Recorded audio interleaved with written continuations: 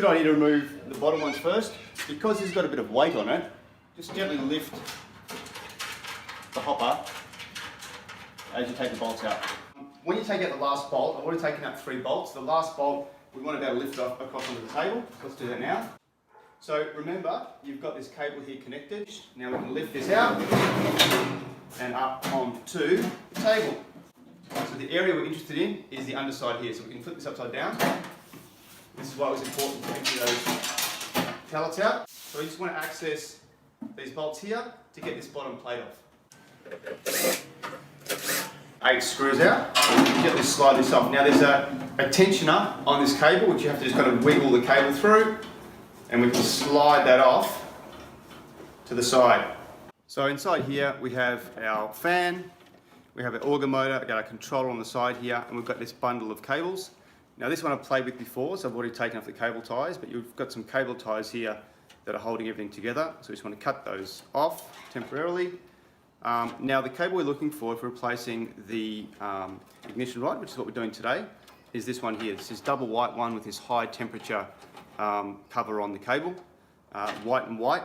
If we were going to replace any other components, you can see it's quite clear which ones have different coloured cables. So we've got the orange for the fan, we've got the red for the auger motor, and we can unplug those from the control board.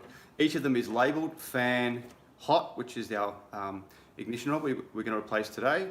And we've got our motor here. So we're going to unplug the hot one like this.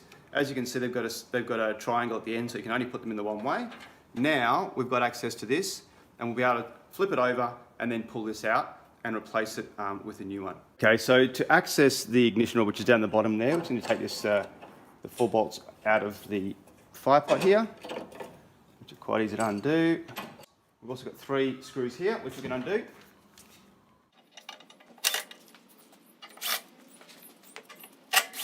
So the body of the fire pot actually slides onto here. So you might have to give it a bit of a tap. I've just used my pliers to give a tap on the side here to loosen off. Then we can slide out, as we're doing now. As you can see, the ignition rod is just secured with this little screw here. So we can take this out, and then we can just drop our new ignition rod in. We want to slide it in, so we've got just a small amount poking out the end there. 1/2 centimetre. And then we can tighten that up, back into place. You can feed this cable back through the hole, back into the electrical area. So the ignition rod sits below this pipe here. So make sure you're dropping it in below. We'll slide this back into place. It's a little bit tricky, but make sure you've got this lip sitting inside here, these 2 flanges on the bottom side, and we just tap it into place. And then just gently manoeuvre so that the tube in here, the feed tube from the auger, is sitting inside that hole. Slide our fire pot back into place, and then we can put our screws back in, and we're good to go. So now we've turned this unit back over, we've got access to all of our wires here. I've pulled this through nice and tight, so there's no slack in around the fire pot area there. Now what we're going to do is connect this back to the white and purple, which are the hot plug there. So we're going to plug that back in. Now what we want to do is just bundle these cables back up neatly together to make sure there's no slack. The only thing we're worried about here is avoiding any contact with the main fans. Now you can use a twisty tie, or if you've got a cable tie, then obviously even better. Just make sure you haven't caused any of the other cables to become loose, so just double check those. Tighten this up, trim the end off, and we can put the lid back on. Okay, so we can drop this back over. We're going to put the screws back in, 1, 2, and then one on the back here.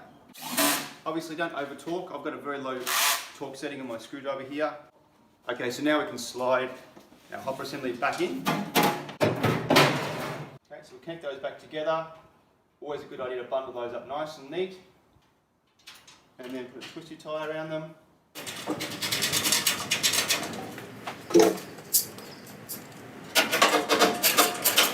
Please don't over tighten bolts. You'll end up breaking the thread if you get too carried away. That's all back in place now. Now with our baffle plate off, everything out, we can now plug this in, run it on smoke mode to see if we've got some airflow, and also to see if our ignition rod is... Now what we're looking for on the ignition rod is it to become a dull, here we go, dull red colour. which it's doing, which means that our ignition rod is working as expected.